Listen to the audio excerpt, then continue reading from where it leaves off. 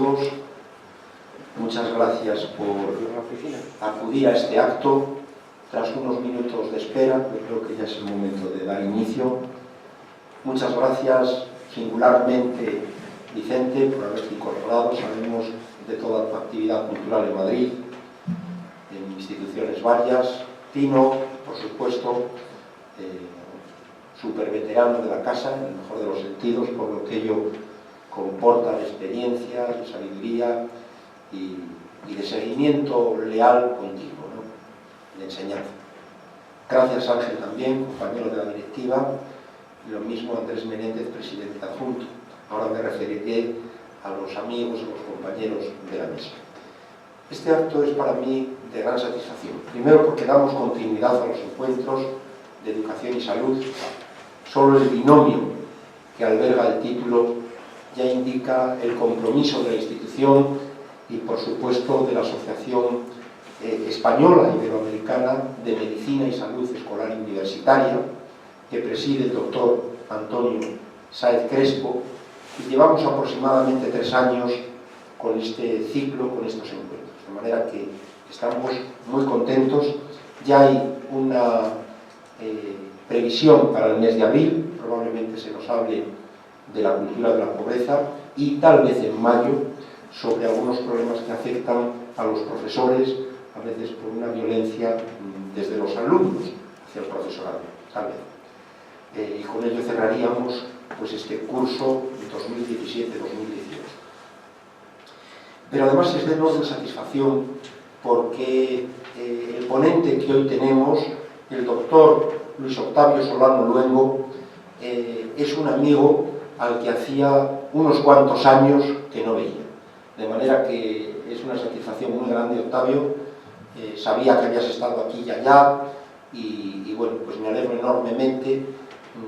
Un día, mirando en internet no sé qué datos, resulta que me apareció tu tesis y dije, ahí va, esta es de Octavio, y además me sorprendió el tema porque ya te comenté que hubo una coincidencia, puesto que la tesis de psicología que realicé efectivamente también apuntaba hacia el rendimiento escolar en la enseñanza media.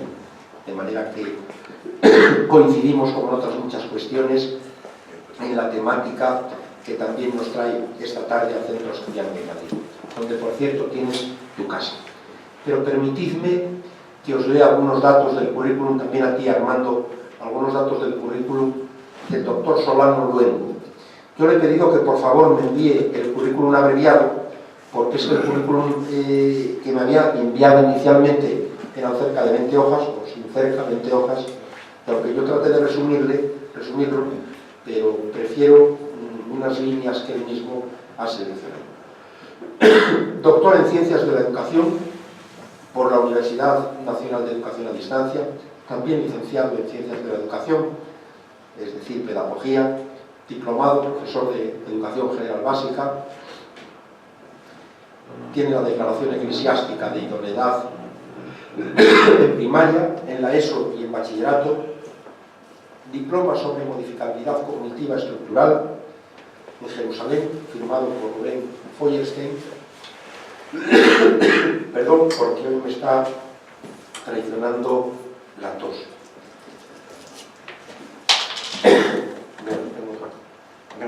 Gracias, tío. Y sobre esto de la modificabilidad cognitiva, pues tengo que decir que el doctor Solano tiene una amplísima experiencia, porque de hecho desde la institución La Salle, concretamente a nivel universitario, pues él era el que coordinaba y participaba activamente en uno de los posgrados sobre modificabilidad cognitiva.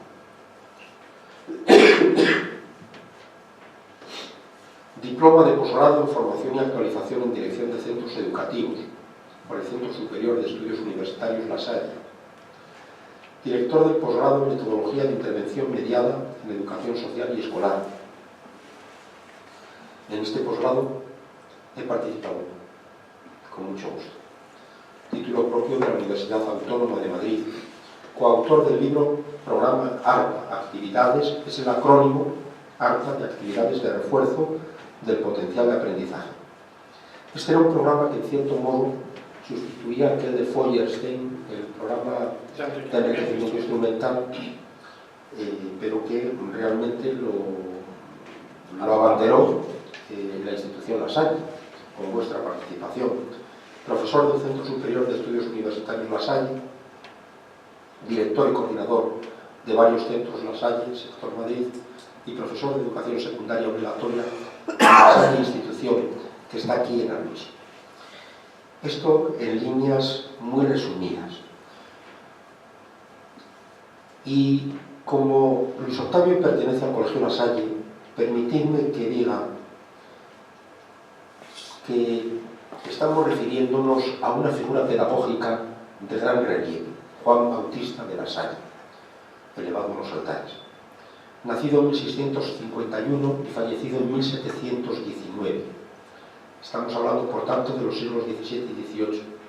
Un sacerdote, teólogo y pedagogo francés, gran innovador, consagrado a formar maestros destinados a la educación de hijos, sobre todo de artesanos y de familias humildes, pobres, en aquella época. Fue el fundador de la Congregación de los Hermanos de las Escuelas Cristianas, que se conocen mejor como Hermanos de La Salle, y coloquialmente, si me lo permitís, por su indumentaria, como los del Babero, que tenían sobre sotana, en otro tiempo sobre sotana negra, sencilla, un cuello blanco, bueno, en forma de babero, vamos a decir. Es un instituto religioso católico de carácter laico dedicado a la educación de niños y jóvenes, especialmente los más desfavorecidos. En 1950, San Juan Bautista de La Salle fue declarado patrono especial de todos los educadores de la infancia y de la juventud y patrono universal de los educadores. Pertenece a esa relación de grandes pedagogos santos, como podríamos citar también a San Marcelino Champagnat, que lleva muchos menos años de santo, digámoslo así oficialmente, porque recuerdo que estaba yo entonces en la Escuela Cardenal Cisneros, hoy centro universitario también, adscrita a la Universidad de Alcalá, o San Juan Bosco, efectivamente, ¿no?, por citar algunos. Muy bien. La Salle fue un innovador, como queda dicho, que propuso programas para la formación de maestros seglares, cursos dominicales para jóvenes trabajadores y una de las primeras instituciones para la reinserción de delincuentes. Este es un dato también muy relevante, porque nos habla de lo que ahora se conoce en nuestras universidades, también en La Salle y en la Complutense, como la educación social. En gran medida debe mucho esta educación social de nuestros días, institucionalizada, oficializada como un grado, a estos pedagogos como Juan Bautista de La Salle. Algunas aportaciones de La Salle a la pedagogía. Ordenamiento de los alumnos por nivel, algo que, claro, hay que contemplar desde la perspectiva de aquella época, no desde la actualidad, que nos pudiera parecer algo evidente. Horario definido para las clases, lo mismo decimos. Enseñanza en lengua vernácula, no en latín, como era lo habitual.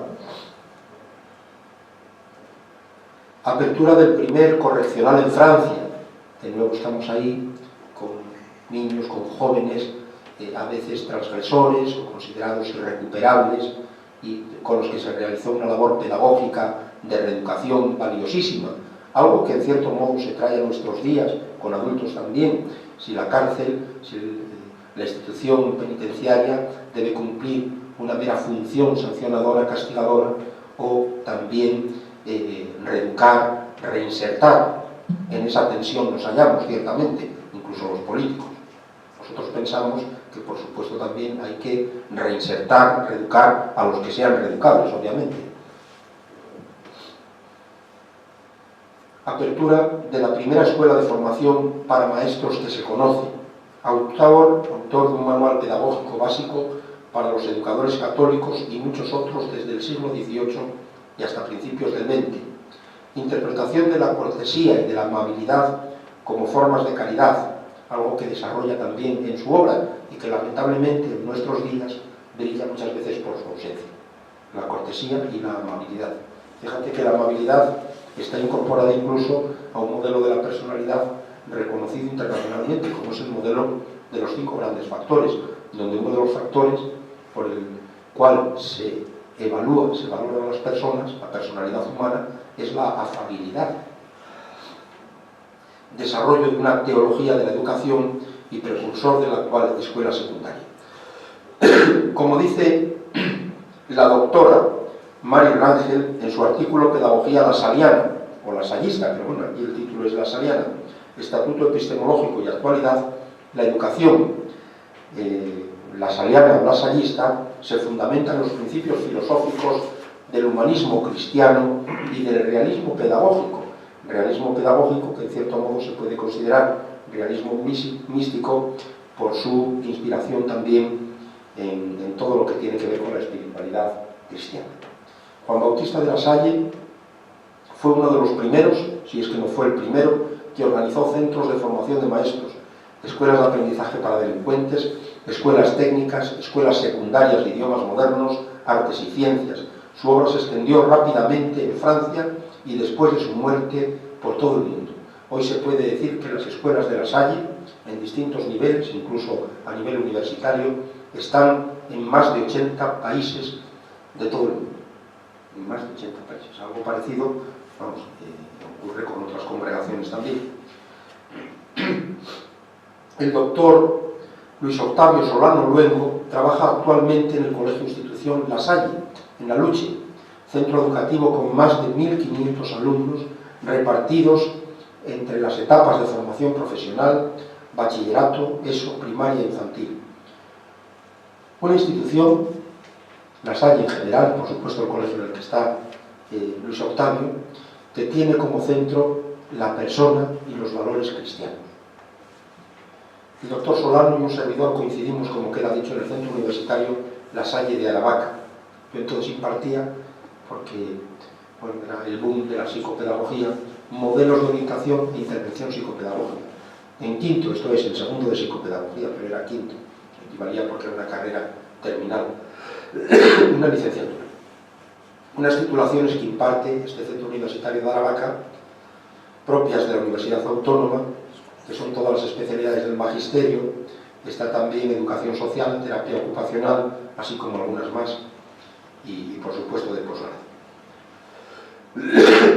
Perdón, de manera que nada más, muchas gracias y te paso la palabra, Octavio. Estamos encantados de recibirte aquí en esta casa y esperamos que vengas con frecuencia. Muchas gracias.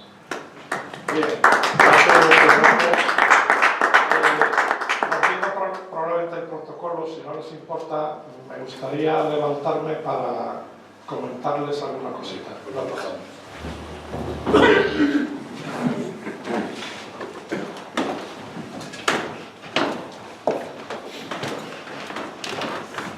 Bien, ante todo es un placer estar con vosotros. ¿Y por qué surge esto? Curiosamente porque desde pequeño tenía yo una afición especial. Casi sin darme cuenta quería ayudar a los demás.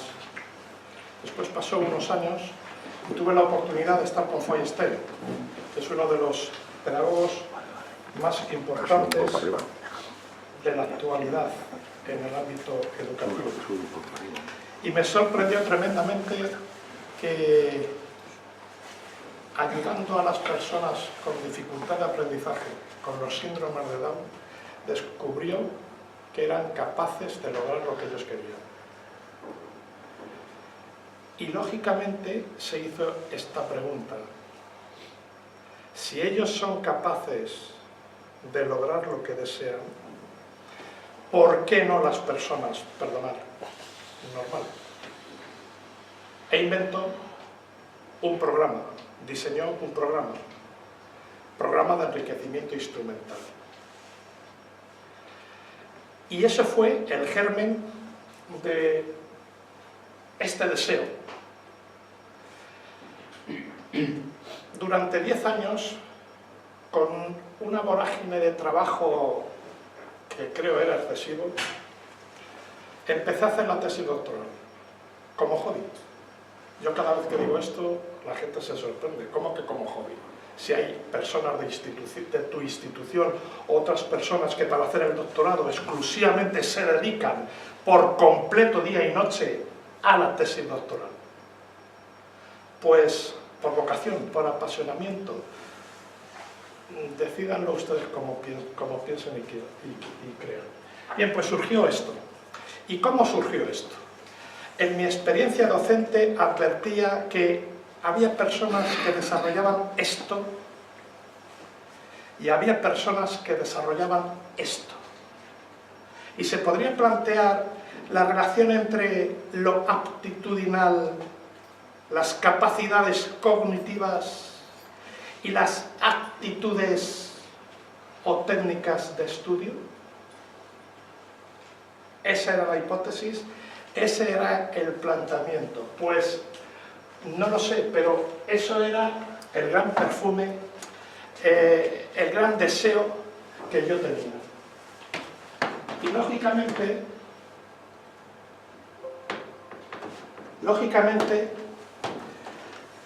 estuve en primaria, estuve en infantil como coordinador y trabajé mucho con los de secundaria. Y fíjate qué curioso, los de secundaria gratamente son alumnos especiales, hasta en su psicología. Rebeldes y deseosos de amor, aunque nunca jamás te lo digan. De afecto, aunque nunca jamás te lo manifiesten y te lo muestren. Pero sigue la pregunta del millón. Esto y esto tienen que ir unidos, porque si no, potenciar mucho esto, potenciar mucho esto. Está claro, cada uno diferente, totalmente diferente.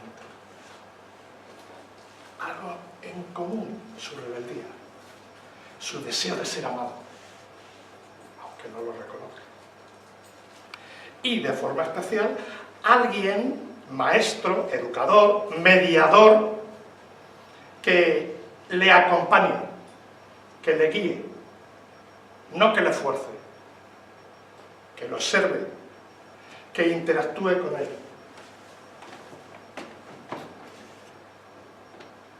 Perdón. Bien, esta es la muestra, como veis, de distintos colegios, pero no me voy a enrollar con esto. De Madrid, de Canarias, de Castilla-La Mancha y de Extremadura. Todos colegios de La Salle, ventaja que yo me pude desplazar para hacer las pruebas en las que me baso para todo el tema posterior. 779 personas. Bien, por ahora esa es la muestra. Perdón.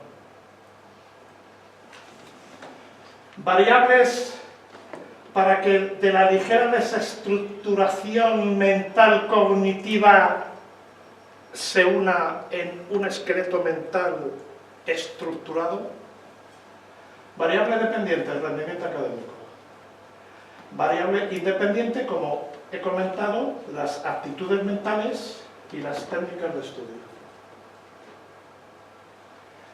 Bien, aptitudes mentales, aquí están. Razonamiento verbal, actitud numérica, razonamiento abstracto, razonamiento mecánico, relaciones espaciales. Actitudes y técnicas de estudio. Intelectualmente, actitudinalmente, todos tenemos claro que esto existía y sigue existiendo, pero ¿y esto? O ¿puede haber equilibrio entre estas variables y estas variables? De entrada. Y segundo, ¿en qué medida influyen estas variables y estas variables en lo que todo el mundo planteaba? Rendimiento en física y química, lengua, ciencias sociales, matemáticas, tecnología e informática. El personal advertía, los padres advierten, hoy saca notable y sobresaliente. Pero pocos dicen, oye, ¿está motivado mi niño? ¿Tiene un método de trabajo adecuado? Madre mía, si es que no, en los exámenes se pone tan nervioso. Bien, son variables, ahí están. Estas variables, aptitudes mentales, porque claro, puedes decir, ¿y de dónde te sacaste estas aptitudes? ¿De dónde sacaste esto? Nosotros en la SAE tenemos desde hace ya casi 40 años un departamento, el departamento de orientación, y pasamos pruebas psicotécnicas a los chavales en segundo, en cuarto, en sexto, en segundo de secundaria y en cuarto de secundaria. Y ahí está la clave. Todo esto se pasa, son pruebas psicotécnicas, y después se hace este informe que se pasa a las familias. Un informe donde están las variables aptitudes mentales y aptitudes y técnicas de estudio. Esto es un informe psicotécnico, psicopedagógico, psicológico, ¿vale? De aquí y de todos los colegios y de todos los alumnos de secundaria recabé toda la información. Por eso la gran ventaja que yo tenía en este planteamiento. Era muy difícil porque yo tenía acceso como profesor, y en su momento en algunos centros como director o coordinador tenía acceso al rendimiento de las asignaturas. Pero esto es el interior de la persona. Es muy difícil advertirlo. De todos los 800 y pico, 700 y pico de la muestra. Bien, pues, en base a esto,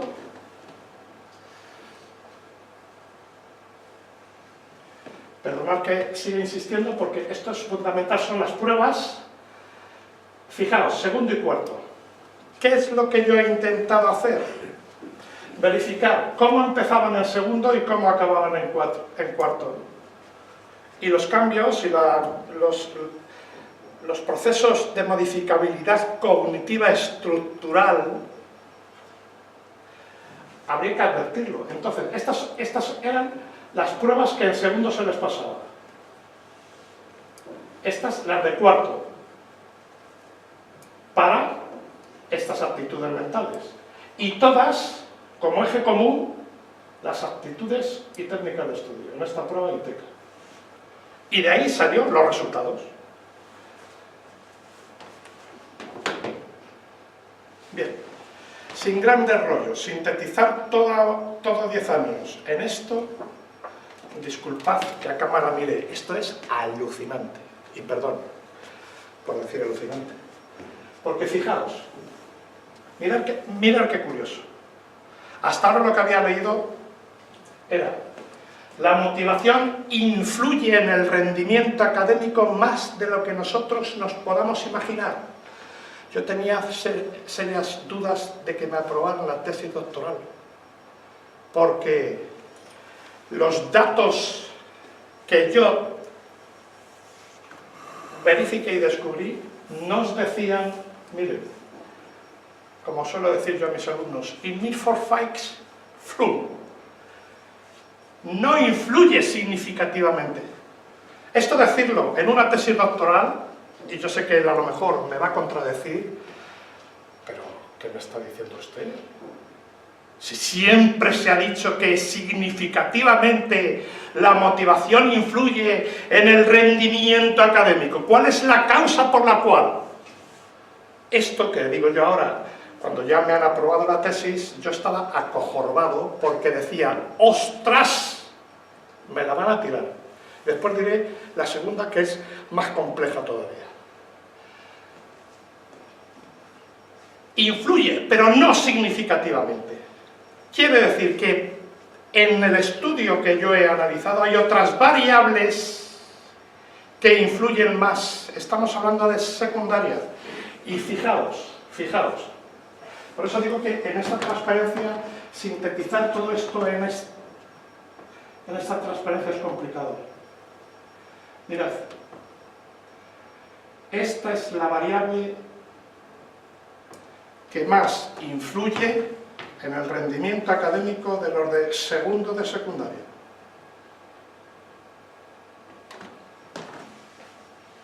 La participación en las actividades de clase. Yo cuando lo vi, cuando lo advertí, dije, ostras, ¿acaso es que por su evolución psicológica necesitan activarse continuamente?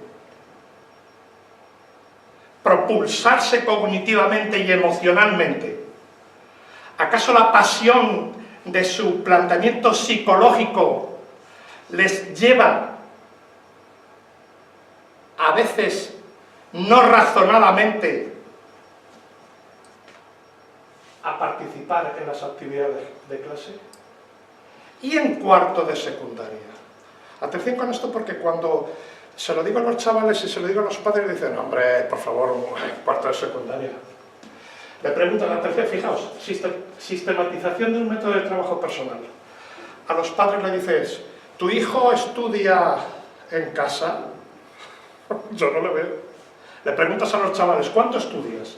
Yo les suelo decir a los del cuarto de secundaria, si, incluso a los del primero, si no estudias 2 horas diarias, atención, supone una sistematización de método de trabajo personal que si desde el principio, en primero y segundo y tercero, no está habituado, no sé si me vais siguiendo o me estoy enrollando. No, porque hay veces que yo me elevo y yo creo que me están entendiendo. No estudian porque nadie les ha educado en esta sistematización de un método de trabajo personal. En las evaluaciones, los profesores, en primero, segundo, tercero y cuarto, ya estoy harto de que digan, es que no escuchan, es que no atienden, es que llegas a clase y tienes que estar 5 minutos con cara de... me están grabando, no lo puedo decir. ¿Todo serio? Porque están a su bola, porque están distraídos. Porque nosotros denominamos en clase, están continuamente con murmullos. Y yo estoy dando clase y digo, mi ordenador central está detectando que hay algunos que no están atendiendo. Por favor, me estás molestando. Escúchame. Cuando hacemos trabajos de exposición de los chavales, sale un chaval del grupo, trabajamos en equipo, después lo diré, bueno, tú córtame, no tú cuando veas que estamos aquí hasta las 11, pues yo me apasiono, yo me enciendo y puedo estar aquí. Bien, y les digo, salga usted a exponer lo que usted quiera. El chaval, alumno, compañero suyo, sale y hay siempre alguno que está riendo o pensando en lo que tiene que decir. Y yo digo, no empieces. Empieza cuando descubras que están todos atentos y si ves que alguno está distraído, elimínale. Y entonces él, en vez de empezar a hablar, hace así.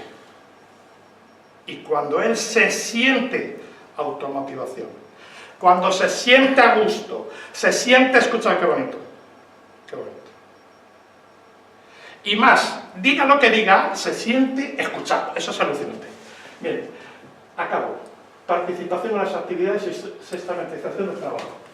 Sigo. Primera sorpresa de que me aprobaron la tesis. Bien, sigo.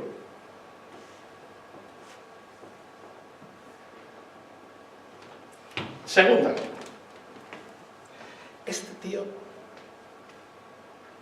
nos viene a decir ahora que el gran invento de su tesis es que ha creado un nuevo tipo de inteligencia. Me cago en la... Este tío está zumbado. Yo me imagino a Goleman cuando empezó a hablar de inteligencia emocional en 1996, que le miraban y decían, ¿pero de qué vas, colega? ¿Cómo puedes decir que la emoción ha de plantearse como marco de inteligencia? Inteligencias múltiples, y ahora es que hay todo tipo de inteligencia, inteligencia artificial, inteligencia social, inteligencia, yo qué sé, el día menos pensado nos ponen la inteligencia del arte del buen comer, yo qué sé. Y este tío habla de inteligencia mediacional o mediana. No me voy a enrollar más. Metodología de intervención mediana. Llevo mucho tiempo trabajando todo este tema. Motivación, trabajo autónomo, desarrollo de estrategias de aprendizaje. Las sesiones se pueden dar de muchas formas. Las clases se pueden dar de muchas formas. Motivemos.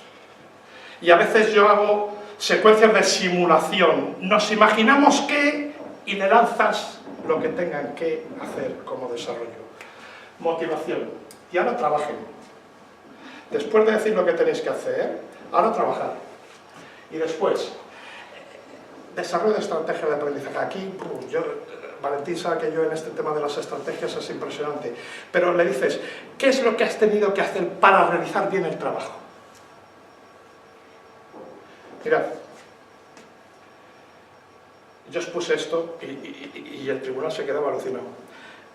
Me imagino, yo supongo que habrá algún tipo de programa que yo le ponga a usted y que en una pantalla yo le dijera, haga usted este problema, solucione esto. Y en vez de darme el resultado, todo lo que fuera pasando por su mente fuera apareciendo por aquí. Primero, escucho las indicaciones del profesor. No me lo has dicho, pero lo has pensado. ¿Me sigues? Eso es estrategia de aprendizaje. O sea, planificación sistemática de lo que tienes que hacer, de los planes de acción que tienes que realizar. Segundo, leo atentamente. Y así aparecieran 10-15 estrategias de aprendizaje, de tal forma que el profesor en pantalla dijera, colega, que de las 10 estrategias que necesita usted desarrollar para hacer bien el producto o el resultado, de las 10, usted se ha quedado en las 5. Puede entender perfectamente que si se ha quedado en las 5 no lo voy a poner bien. ¿Se está valorando usted? ¿Me sigue? Ojalá existiera algo que en medicina existe para ver el interior del cuerpo, que en lo cognitivo existiera para advertir el interior del esqueleto mental. Sería flipante. Sería flipante. Bueno, pues ahí está. Después, una vez que has analizado las estrategias, empiezas y dices, ¿te importa decirme qué estrategia has utilizado? Por favor. Por favor, juntos en grupo. De las 4, ¿cuál consideráis que es la más importante? Cuando vas trabajando los procesos internos, las estrategias de aprendizaje, haces que el alumno adquiera esa planificación sistemática. Volvemos a lo anterior. Por medio de actividades dinámicas, no rollos. Volvemos a lo anterior. Actividades en la tarea como planificación sistemática.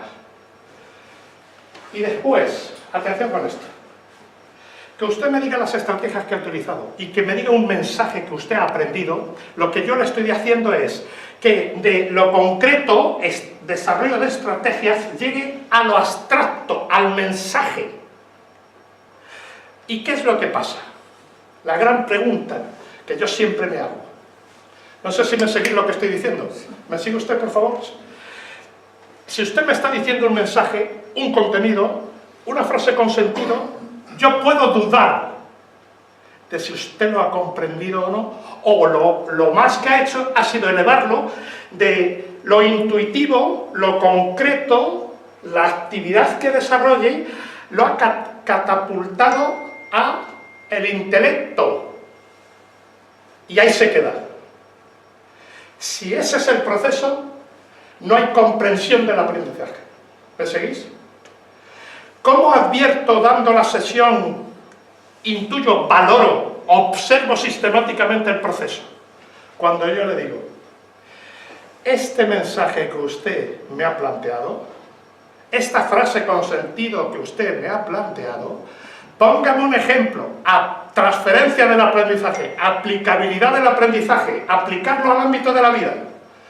Por ejemplo, una estrategia desarrollada en un mensaje. Mira qué fácil. Tengo que escuchar las indicaciones del profesor. Dices, qué chorrada. Pero ¿cuándo lo hace suyo? ¿Cuándo lo mete en su ser? Cuando yo le pregunto, genial. Ahora, aplícalo al ámbito de las amistades. ¿Tú tienes algún amigo? Sí. ¿Tienes alguna amiga? Sí. Ponme un ejemplo donde tú descubres que tienes que escuchar las indicaciones, no ya del rollista, del tío que está hablando, sino de tu amigo. Si me pone un ejemplo, verifico sistemáticamente, procesualmente e instantáneamente que ha comprendido lo que ha catapultado al intelecto. Ejemplo, cuando me dice un amigo cualquier cosa, yo estoy escuchándole y yo le pregunto, interacción, ¿y por qué le escuchas? Proceso mayótico de, ¿sí? ¿Y por qué lo escuchas? Y vas haciéndole preguntas, vas interactuando con él. ¿Qué es lo que haces? Te estás adentrando en su mundo interior, cognitivo, en su esqueleto mental interno.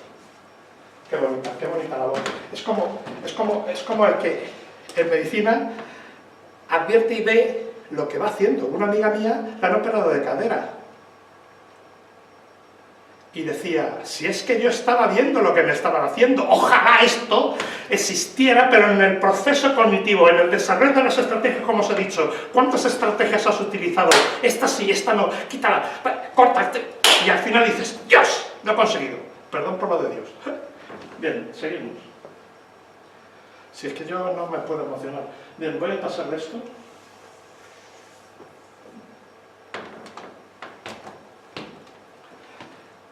Acordaos, no influye, aunque no significativamente. Pero, mira, yo no sé qué cojones estará diciendo este tío, pero es que fíjate cómo está, absorto, como diciendo, lo que tú quieras, lo que tú digas. Mira qué bonita la labor que tenemos los mediadores, educadores, profesores, padres.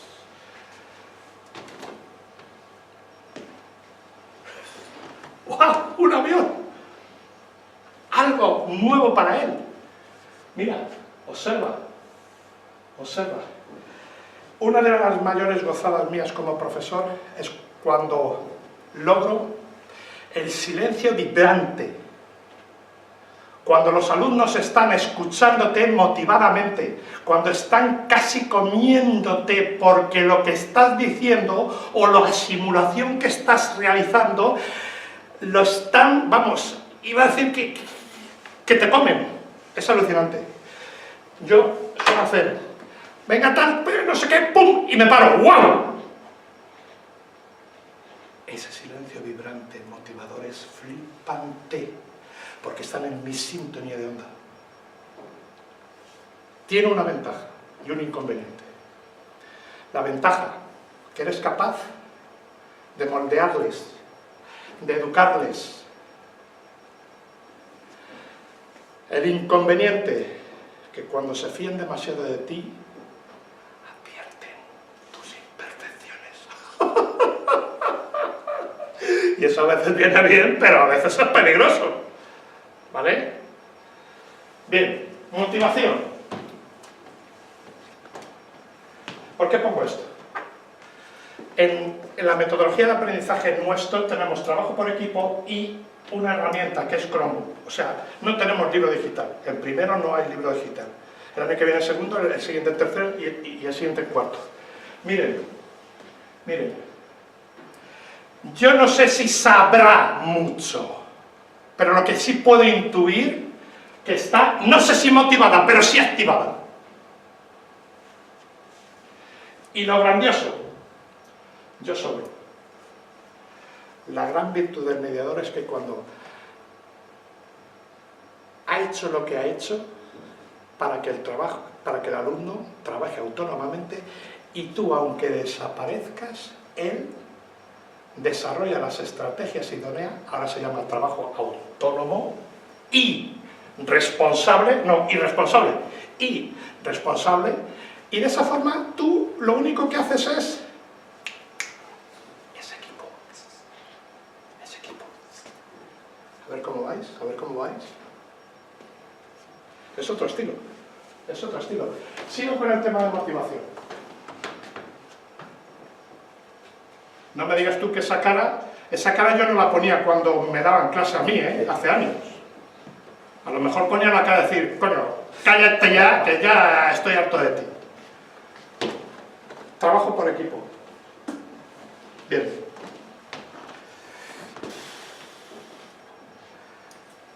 Está a gusto, divino. Está a gusto. Está a gusto. Va feliz al colegio. Aunque luego suspendan, esta no es una de las que suspende. Pero bueno, no es sobredotada intelectualmente. Mira. Y mira. Lo ventajoso es que ellas siguen con su proceso y ella interactúa con quien necesita interactuar. Permitidme que continúe. En el rostro se advierte y ellos también son líderes del aprendizaje de sus compañeros.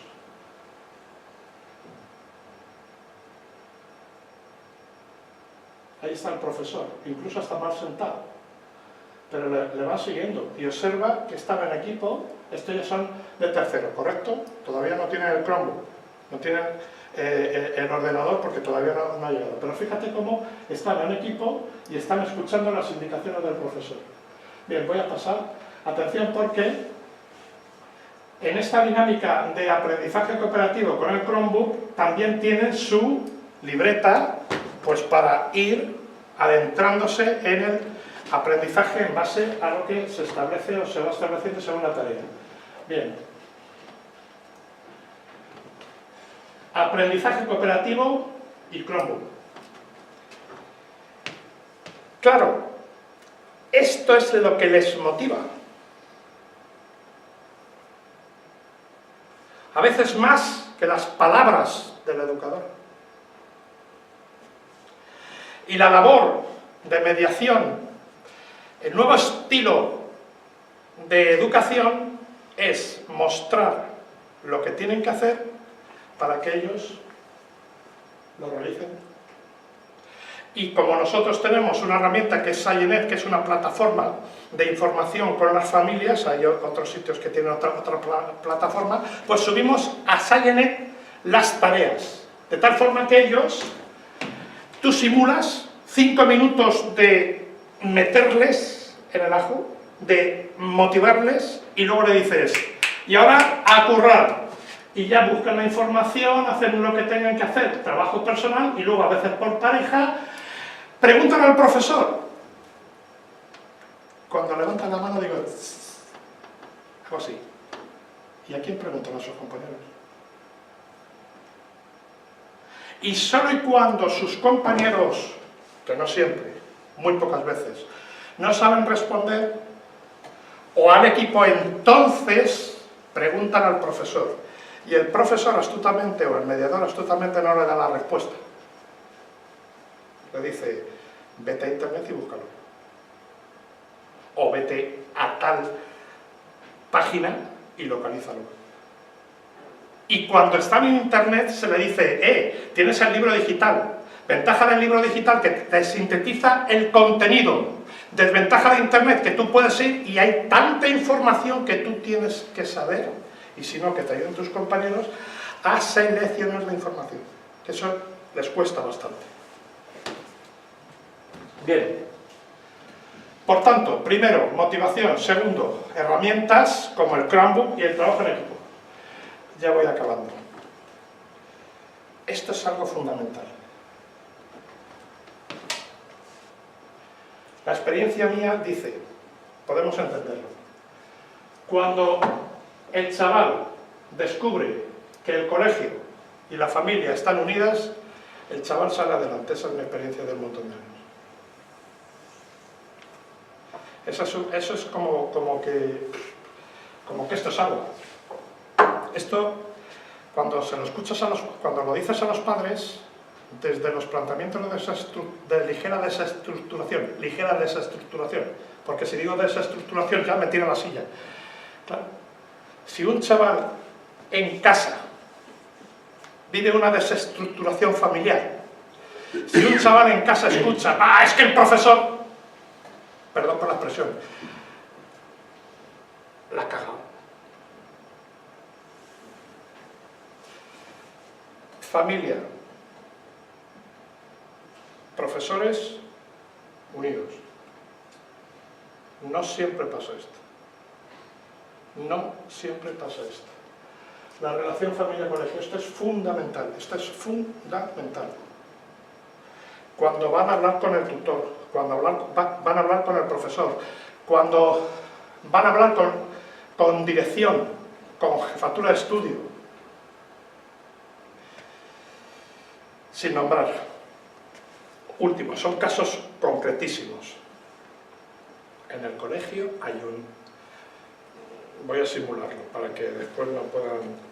En el colegio hay una persona, un alumno, que no solo fuma, que está prohibido, sino que se fuma un porrete.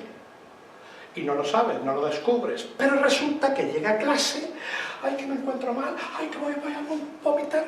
Llega la enfermera, nos llama aparte y le dice al tutor, ella dice que le ha sentado mal el desayuno.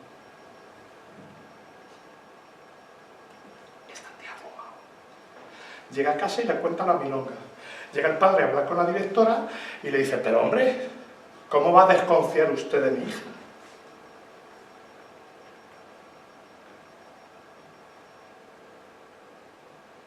Hablamos después con la niña y te reconoce que fumó un cigarro. ¿Cómo va usted a desconfiar de mi hija? Es para decirle, ¿y por qué tiene usted a su hija en este colegio? ¿Por qué no confía en los profesionales que le estamos diciendo que no es que le haya sentado mal el desayuno? No vamos contra su hija.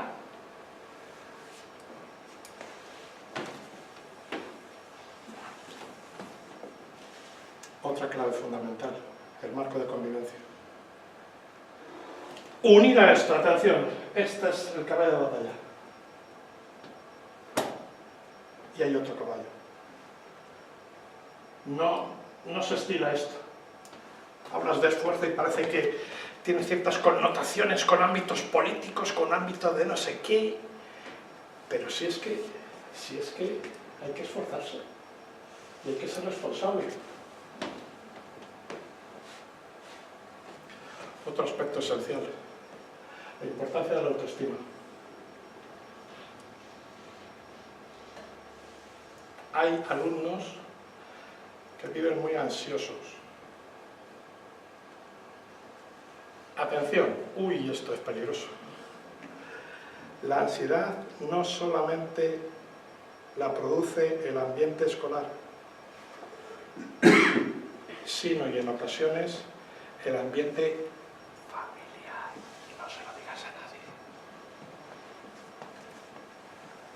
y en ocasiones de amistades. Y este es el gran caballo de batalla. Porque cuando decimos calidad humana, muy bien, convivencia entre alumnos. Pero cuando dices conflictos en el profesorado, ¡ja! ¿Quién es el guapo que coge el toro por los cuernos? Si en el claustro de profesores esto brilla por su ausencia, hay un factor educativo, por tanto esto es muy importante. Tan importante es que tantas veces lo digo que algunos incluso se ríen. Después de 8 años de director en un centro, llegó un momento en que yo intuía que el mensaje que transmitía no llegaba, porque era tanto la repetición de lo mismo, que llegó un momento en que intuí que el mensaje no llegaba. No sé si me entendéis.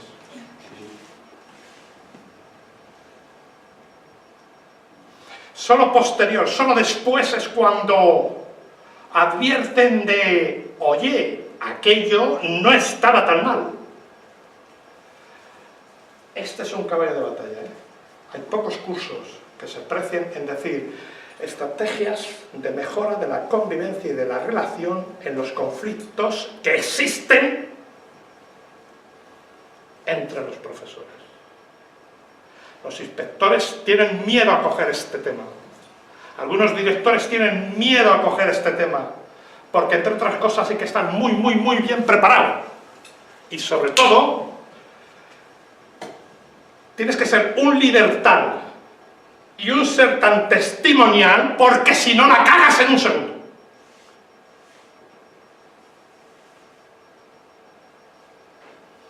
Y esto, y acabo esta parte, como ustedes saben, hay personas que lideran, que dirigen a otras personas con un planteamiento de gestión pura y dura.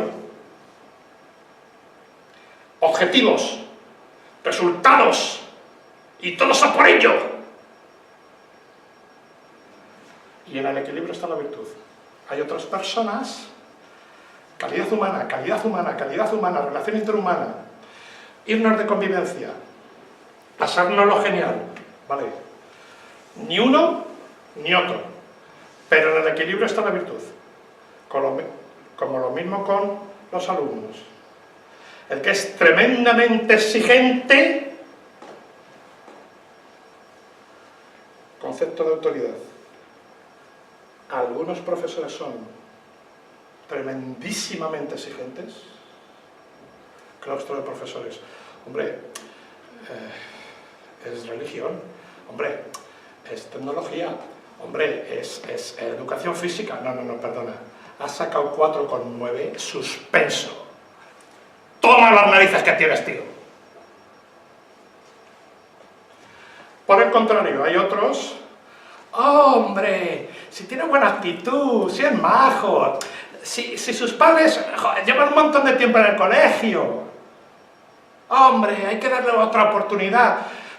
Mucho afecto, mucha exigencia. En el equilibrio está la virtud.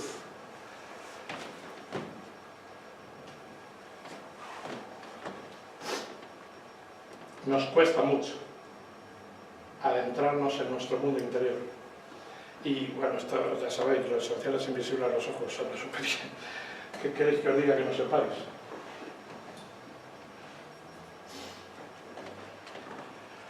Llevo algún tiempo advirtiendo que hay profesores, que hay compañeros,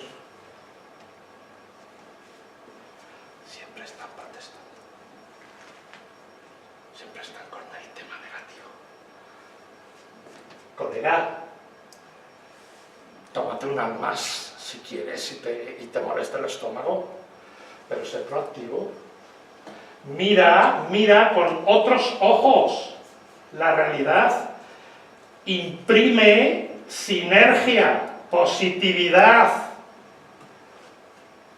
No nos adentres al mundo de lo negativo, de la crítica exagerada y continua.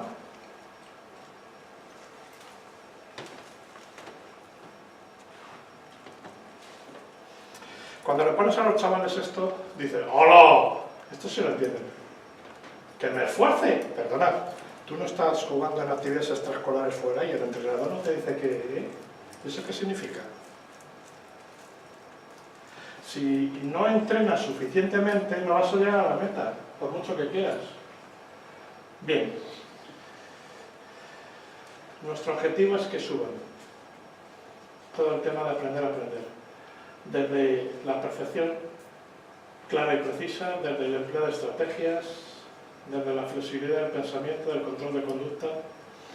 Una referencia a este término de funciones cognitivas. Mirad. La función cognitiva es el prerequisito necesario para el logro de las estrategias. Y a veces las funciones cognitivas, que es ese prerequisito, no lo tenemos suficientemente claro. Bien, no me voy a extender. Pues gracias por haberme no sé ni cuánto, madre mía, por Dios, cómo me he enrollado. Gracias por haberme permitido compartir esta experiencia inolvidable. espero que sirva para implementar nuestros proyectos de innovación educativa, para que no seamos rocas, ni cognitiva ni emocionalmente, para ser quienes somos, mejorando el rendimiento académico y comportamental. Muchas gracias. Gracias a todos. Perdonad que no hay peor cosa que estar apasionado.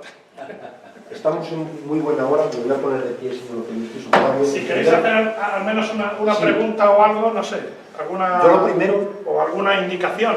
Yo lo primero te quiero felicitar muy sinceramente, ¿no?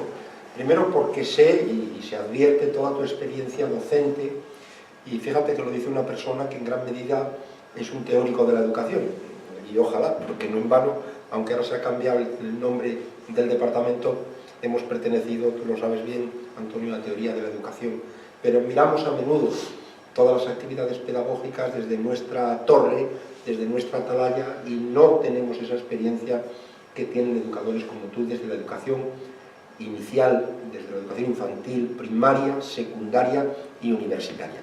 Es realmente una maravilla y eso es fundamental. De ahí la necesidad de que sigamos incorporando profesores asociados, y otro tipo de profesorado, pero profesores asociados verdaderos, no el falso asociado a la universidad. Por ejemplo, ¿no? para que no perdamos esos puentes, esas ligazones, esas extensiones con todo lo que acontece en las aulas. Bueno, pues muchas gracias, y luego me ha encantado, es verdad que a mí me ha sorprendido mucho, por ejemplo, lo de la motivación. Curiosamente, yo en mi tesis, es necesaria también esta referencia, no la valoré, no la medí, la motivación, pero sí recuerdo que había, por ejemplo, alguna tesis doctoral que yo manejé, creo que de un tal Alonso Tapia, efectivamente, Tapia, sí, de la Autónoma, que era exclusivamente motivación y rendimiento académico, probablemente en enseñanza media, como se decía entonces, y claro, tenía que hallar algún tipo de correlación, pero eso me ha sorprendido en segundo de la ESO. En el proceso de sistematización de segundo a cuarto, influye, pero no significativamente. Yo pensé que influía significativamente. Y luego, cuarto de la ESO equivale al segundo de BUP, ¿no? Antiguo. Exacto, sí. Bueno, te lo digo porque yo, mi trabajo de investigación de esa tesis lo hice en tercero de BUP, y efectivamente encontré que frente a lo que otros autores hallaban de que la principal variable que influye en el rendimiento escolar es la inteligencia, medida a través de test de aptitudes, etc. En mi caso, la variable que más peso tenía era las técnicas de estudio. De manera que eso sí viene a coincidir con lo tuyo, el trabajo académico, cómo se organizan, cómo sistematizan su actividad como estudiantes. Y efectivamente me permitía a mí decir con el gran Ramón y Cajal que el trabajo sustituye al talento, o mejor dicho, así decía Ramón y Cajal, crea el talento. Bueno, un poco para animar también a que se trabaje y ayudarles a trabajar, como me consta que haces tú, en esa labor educadora, mediadora, un término que utilizan mucho los hermanos de La Salle, y especialmente Octavio y Lorenzo, que ha hecho también su trabajo sobre el profesor mediador, muchísimo. O sea que es fundamental. Por tanto, más que una pregunta, era un comentario, pero queda abierto a lo que digan los compañeros. Y no olvidéis, ahora sí lo puedo decir, no digo orgulloso, desde mi limitado entendimiento, la mediación es una herramienta intelectual. O sea, la interacción hace que el alumno advierta que puede ser catapultado hacia el intelecto. ¿Y cómo lo adviertes? Dejando que trabaje, invitándole a desarrollar estrategias de aprendizaje, a que se adentre en su proceso de estructura cognitiva interna y descubra las estrategias que ha logrado y las que le queda por lograr, porque, como suelo decir, los alumnos en la tarea ven el inicio y el fin. Y se preocupan de la nota, se preocupan del resultado, pero no del proceso. Totalmente de acuerdo. Algo que trabaja mucho Yo es que seguí el curso, es inevitable decirlo, seguí el curso del programa de enriquecimiento instrumental con vosotros, lo hice de principio a fin, me disteis el título y todo, y es verdad que, por ejemplo, aquella evaluación dinámica del potencial de aprendizaje, fíjate cómo me acuerdo, de Feuerstein, algo extraordinario, frente a la evaluación que a menudo realizamos de toma que tienes el examen, me respondes y punto y ya está, no hay ninguna interacción, ¿no? Evaluación dinámica es interactiva del potencial de aprendizaje del alumno, con independencia del resultado, porque claro, un día te duele la cabeza y lo haces peor, pero eso no quiere decir que no sepas. Bueno, algo que me ha llamado mucho la atención, Octavio, también, que además conecta con inquietudes pedagógicas que tenemos, o psicopedagógicas, es lo de la convivencia en los centros escolares, en el claustro. Esa mala relación. Hace tiempo, a ver si nos habla en mayo esta profesora de la temática de la defensa del profesorado, pero hace tiempo yo escuché un dato que me impresionó, y es que un número significativo, no recuerdo el porcentaje, de personal de la enseñanza, o sea, de profesores, y también de la sanidad, sufren más que el resto de trabajadores en estos dos colectivos lo que se conoce como acoso en el trabajo. Muy bien. Y ansiedad. Acoso y ansiedad, consiguientemente. Acoso en el trabajo. Bueno, no es el caso sí. de estos colegios, pero realmente esto existe en los claustros. Sí, es un tema... La relación interhumana entre sí. profesorado... Es un tema esencial. Creedme, desde mi experiencia, lo que he dicho, la relación de las familias con el centro y el centro con las familias, y que nos vean unidos, que los padres nos vean a los profesores unidos. Algunas claves, y lo digo desde mi corta experiencia de dirección y de coordinación en algunos centros: no desconfiar de la profesionalidad de otro compañero. El orgullo profesional hace mucho daño. La prepotencia personal e intelectual del docente hace mucho daño. Yo no soy Dios. Y yo me puedo equivocar. Y la institución y el centro me debe brindar las estrategias idóneas para trabajar en equipo. Este es lo segundo que voy a decir. Si yo no me llevo bien contigo, ni Dios me puede invitar a que me lleve divinamente contigo, porque mi feeling personal nos lo impide. Pero si trabajamos un proyecto común en equipo, desde ámbito profesional, por la profesión que merecemos, tú me puedes aportar profesionalmente mucho y yo también a ti. Son algunos puntos de vista, algunas estrategias, algunas pautas, algunas recetas. Y otro, planificar momentos de encuentro. Repito, planificar momentos de encuentro. Porque si está planificado en calendario, con tiempo, al cabo de 3, 4 o 5 años, se va generando la necesidad de encontrarnos. Porque solo cuando nos encontramos nos relacionamos. Porque por pasillos, continuamente, para arriba, para abajo, no hay relación. Tiene que haber paradas. Y ahora hay un mini claustro. Y en el claustro tomamos algo. O ahora vamos de convivencia, algo. Pero estipulado desde dirección, equipo directivo, coordinador, tutores, no porque a alguno se le antoje, porque el riesgo de ir como francotirador puede quemarte de tal modo que luego nadie te va a poder invitar para que hagas cualquier otra cosa. Este es otro tema que yo considero muy importante.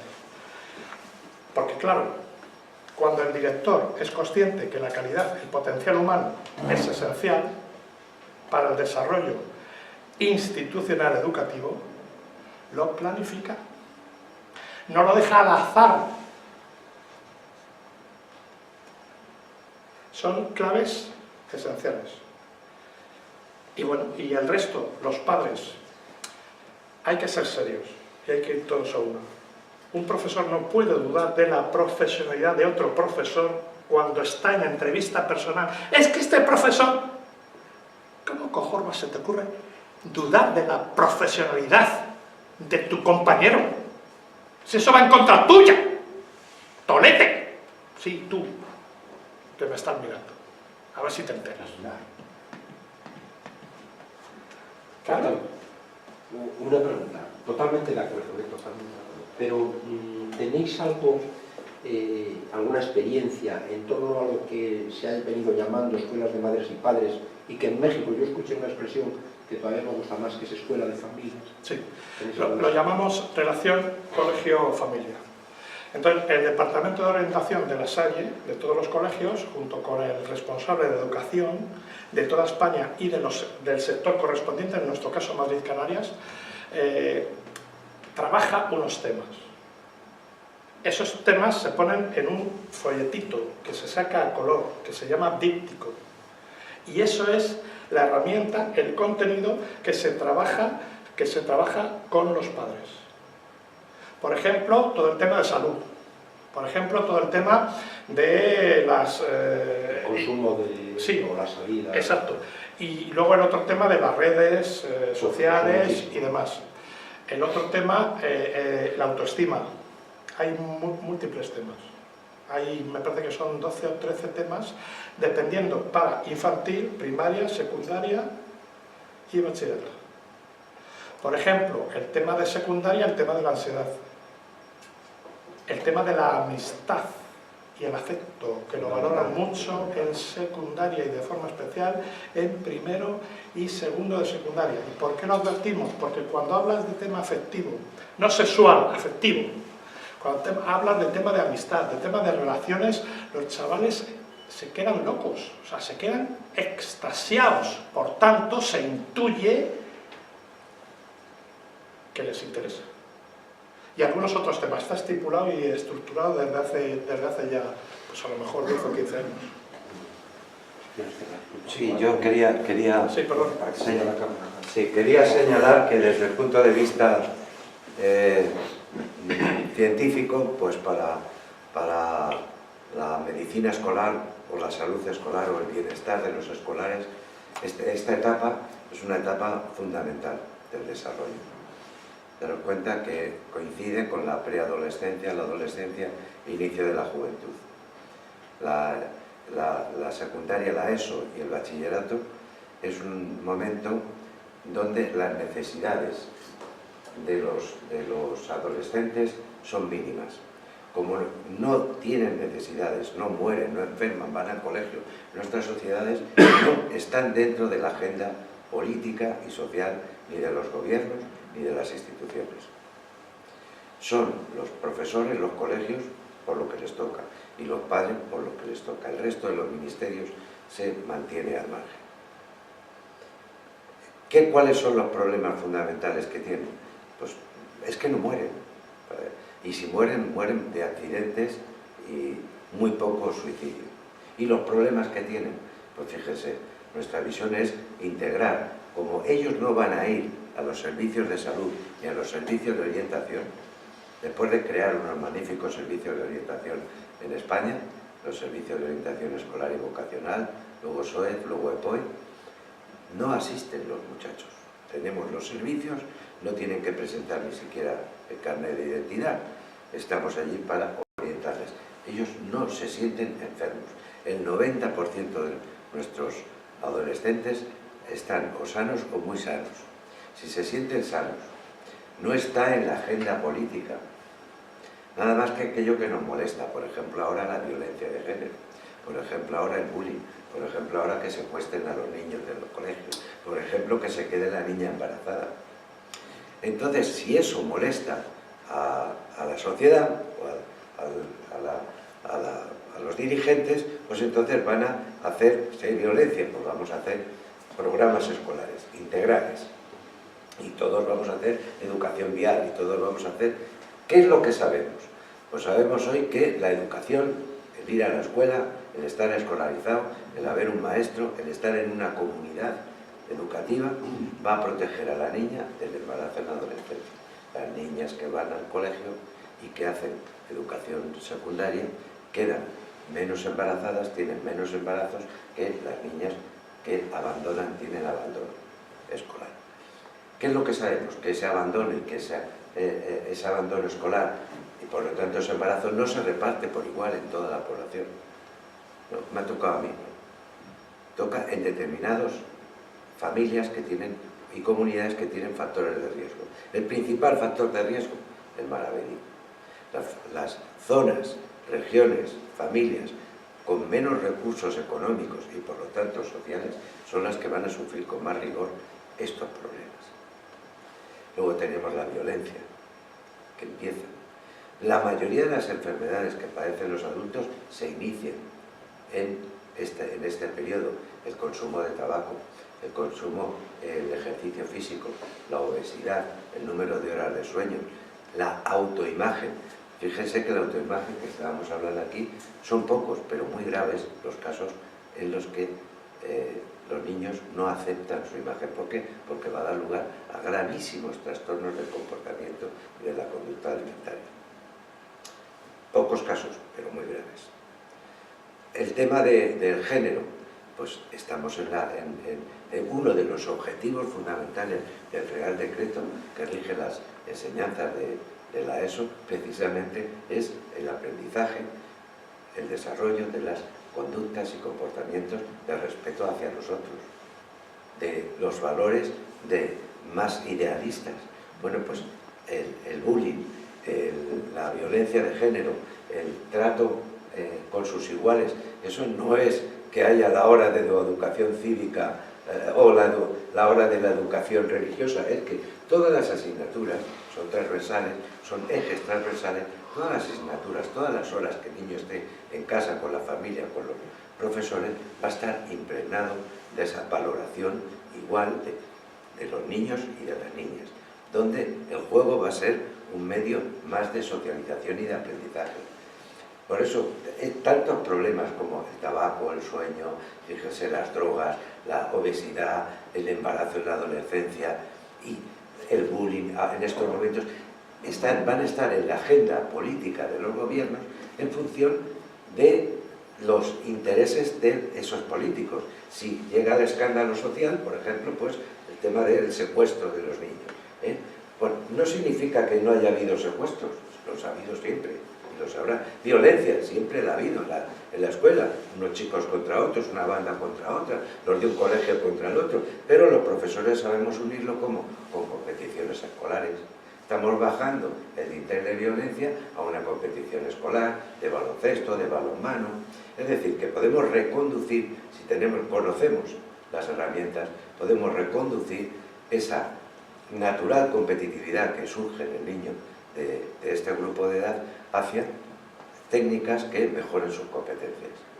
Entonces, estamos muy alegres de que nos hayas traído y muy contentos un tema tan importante por la importancia que tiene en el desarrollo de la persona, que es la educación secundaria, lo importante que son los profesores y la familia, que son los educadores naturales, los padres, y me felicito de que La Salle pues siempre se ha distinguido por sus escuelas de padres y de las cuales hemos aprendido mucho y hemos trabajado mucho con ellos. En este colegio, respecto a lo que dices, me ha sorprendido gratísimamente, no en otros colegios. Funciona desde hace ya 10 años la liga interna. O sea, en el recreo, en vez de que cada uno juegue tal, hay una estructura muy concreta de deporte, de tal forma que hacen deporte entre unas clases y otras. Y lo que advertimos, lo que pasa que no está experimentado, pero de la observación, el nivel de convivencia mejora. Y ahora se nota, o sea, se nota. Porque es un valor del deporte. Claro. Pero es como todo, esto de liga interna en otros colegios, en La Salle como en otros, por lo que yo he intuido, no lo consideran como valor, dejan que el alumno pues esté media hora y tal, pero estructurar sistemáticamente esto de liga interna está haciendo que mejore el nivel de convivencia y que entre los iguales, entre los compañeros, pues el ámbito de competitividad lleve al planteamiento de trabajo en equipo. Exacto. Y el otro tema, como ya he comentado, la metodología, el cambio metodológico que estamos implementando respecto a la metodología de aprendizaje cooperativo está ayudando bastante a los chavales en cuanto a ayuda, autoayuda, interdependencia positiva. Hay valores de responsabilidad, autonomía, capacidad de escucha. Hay valores que se están potenciando. Estamos de acuerdo. Muchas gracias. Muchas gracias. ¿Tenía usted una pregunta? Me lo pregunto. Pero tú mejor. Bueno, primero, mi gran decepción por la falta de interés, la despreocupación familiar por la educación de los hijos, de los nietos, porque esto está anunciado en la revista y creo que el tema era para que esto no estuviese tan desangelado como está. Y segundo, mi admiración por la magnífica puesta en escena, y digo puesta en escena con todas las consecuencias. No se lo crean, por favor, no crean lo que está. El gran actor, de la matización, actúa lo mismo, hay a tres, como si esta la sala a reventar. Sí. Y me ha encantado, Y esa pasión que se pone a los niños, niños o no tan niños, les tiene que tener encandilados. La horda de clase tiene que estar absorbiendo todo lo que viene porque llega con gracia, con Solo decir que no sé si aprenden, pero lo que sí tengo claro es que no se aburren. Pues eso. Bueno, pues gracias. Muchas gracias. Gracias a vosotros. Bueno, muy bien. bueno yo Muchas gracias. corte, por favor.